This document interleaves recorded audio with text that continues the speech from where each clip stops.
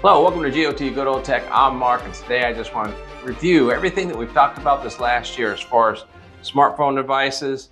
I'm going to give you my final review of the year on the devices I've used, which one I've liked the most, which I like the least, and comparison, just kind of chat about why I like one over the other. And hopefully this will give you a good idea of what to look for this next year, whether it's these devices here or their upgraded counterpart moving forward. So stay tuned. Before we do, I want to thank everyone out there that's part of the community, all those that have subscribed. Thank you very much, and especially those who have commented on the channel. You make it so much better. Enough about that. Let's get into it. I think the best thing to do is just start from the beginning. So when I began the channel, I had the Surface Duo. And the Surface Duo, I still have this one, and I went through some iterations of it. I've got the Surface Duo 2, had that for a time, and then of course I got disappointed once I heard about Microsoft possibly not going forward, and they definitely weren't updating their phones like they should. So I decided to go ahead and get rid of that. So after selling the Surface Duo 2, I actually went ahead and purchased the Z Fold. And I got the Z Fold 5. The first iteration of this for me was the 4, I'm sorry. Now after selling Surface Duo 2, I went ahead and purchased the Z Fold. But I got the Z Fold 4 at the time. 5 was not yet out. And I bought it used and got a great deal on it. And if you want to learn how to get great deals, check out my video on doing that. Because I bought the Z Fold 4 and I only paid $1,000 for it, when at the time they still wanted $17,000. And I think you can get it for maybe $15.99 on sale at the time. But I bought this thing pre-owned for $1,500, and I'm sorry, for $1,000, and it came with 3 cases, which is really nice. And it was the 256 megabyte model. I said megabyte, I meant gigabyte model. And then shortly after that, the Surface 5 came out. And once I got this, I wanted to go ahead and review it.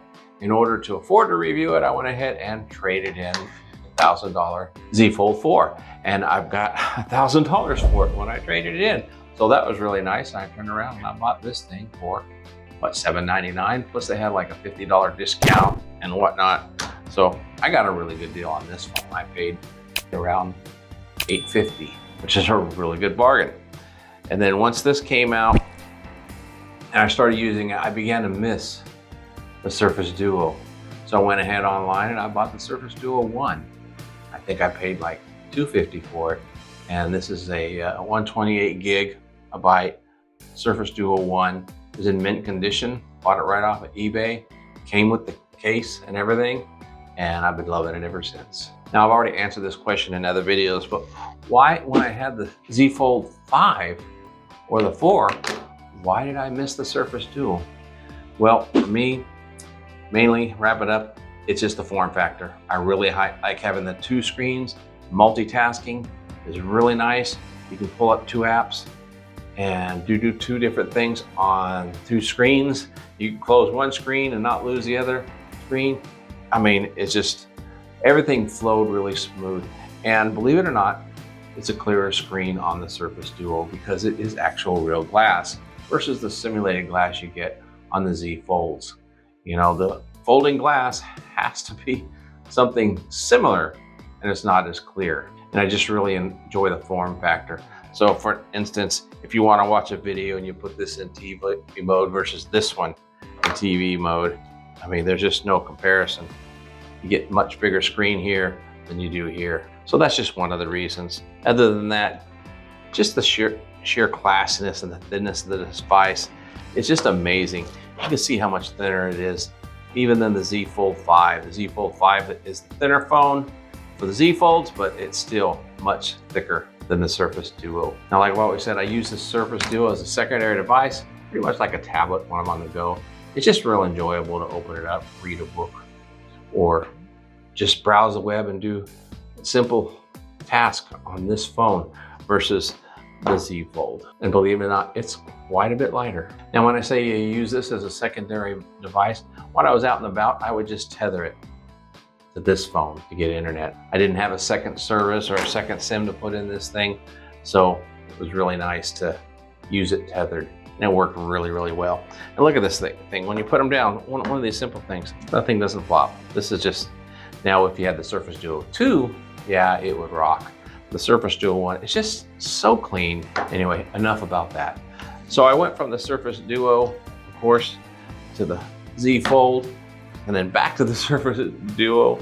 And then this year out came the Pixel Fold. And the question was whether I was to get the Pixel Fold or go on to the Z Fold 5. I didn't get the Pixel Fold simply because it was a first rendition. And not unlike the Surface Duo, the first rendition is not always the best. Now, Google had a lot more experience at it with all their Google phones. However, as we know, over the past few months, the Pixel has had issues and they robbed it of some of the best features, such as the cameras that you find on the Pixel 8 Pro. At the time that the Pixel Fold came out, I had the Pixel 6 Pro, and I did a comparison because those cameras were pretty much right on par with the Pixel Fold. So I did a comparison with the Pixel Fold and the Z Fold 4 at the time, and the Pixel barely held its own against the Z Fold at the time.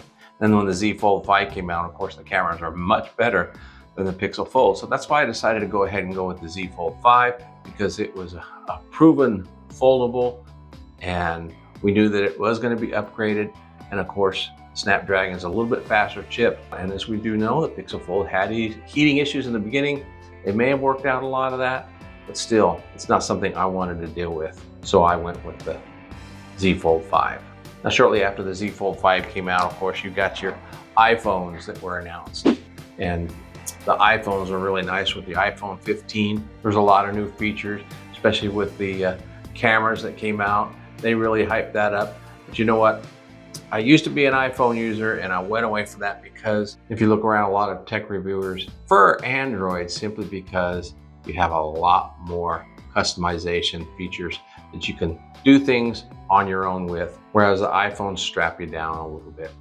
So this iPhone is actually my wife's iPhone. She really enjoys Apple. She has the iPhone and of course the iPad and the Apple Watch. So I'm still tuned into their products and able to use them and review them, but I'm more of a Android guy. And then of course, the latest phone to come out has been the Pixel 8 specifically. And I went ahead and upgraded my Pixel 6 Pro to a Pixel 8 Pro, and I really love it. This thing is really great with the cameras and everything else. It's hard to beat. So it's interesting when you think about, okay, which device do I prefer? Which one do I like the most? That's really difficult to answer because, you know, you think logically, probably the newest device that came out is probably going to be the favorite, you know, because it has the most features and maybe the fastest device. But you know what? That's not truly the case. If you go back and look at one of my recent videos, I did a comparison between the Z Fold and the Surface Duo. And when you open up apps and just do your daily routines, it's really no faster. So, and this thing is a 3-year-old, 4-year-old device compared to new 2023 Snapdragon 8 Gen 2 chip. It's really surprising how the older Gen phone still keeps up. You check that video out. And then there has been that big question this year. G3 chip in the new Pixel, did they fix the heating issues on the Pixel phone? And I'm here to say, I believe they did. I have not had any heating issues with the Pixel 8 Pro. It works really nice. One of the other things that people are concerned about as far as the Pixel goes is, will the 8 Gen 3 really compare to the 8 Gen 2 Snapdragon on the Android or the Samsung devices? And I'm here to say, I believe it does. You know, I'm not a big time gamer. If you're a big time gamer, don't listen to me, because from what I understand, the benchmarks, everything, the Snapdragon 8 Gen 2 is gonna be the fastest phone out there. So any device with that chip is gonna do really well in playing games. And as far as I know, the Z Fold 5 is no exception. It does really well. But when it comes to daily function, and especially AI, you can't beat the Pixel 8 Pro. It works really fast. And the AI is unbelievable, especially when you do voice to text. You can't beat this. And if you want to check out the voice to text comparison between the two, well, check out one of my videos again. Just check out my video library and you can see all these reviews on these different devices and see how they compare. It's just mind-blowing how much cleaner your voice to text comes out on the Pixel 8 or the 8 Pro.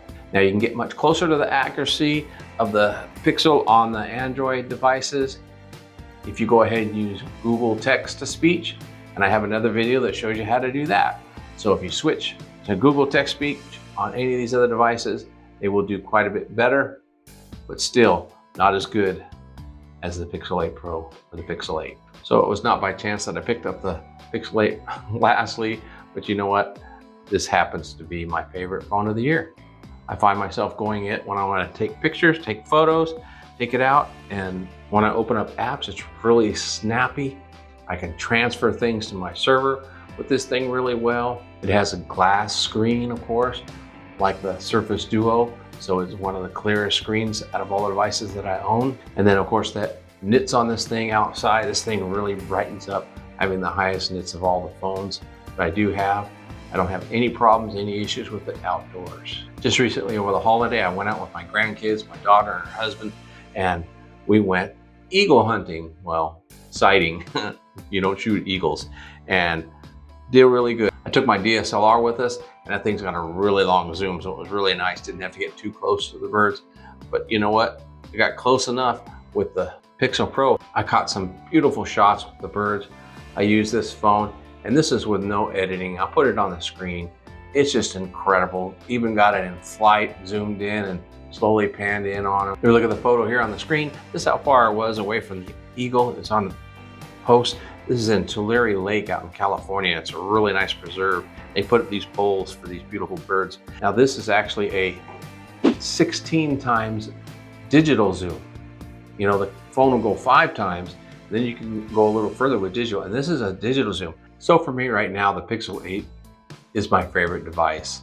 Now, when it comes to really browsing and doing a lot of internet stuff, yes, I'm gonna go to one of these other two that fold out and make a larger screen, because I really enjoy having a bigger screen, especially when I do things like even study. When I go do my Bible studies, I'm gonna use one of these two phones because I get a lot more surface. I can open up more than one app at a time and really dig in deep. Split screening on this phone is not quite the same. So that's it for me this year. If you have any questions about any of the devices that I shared with you to do, please leave a comment in the comments below.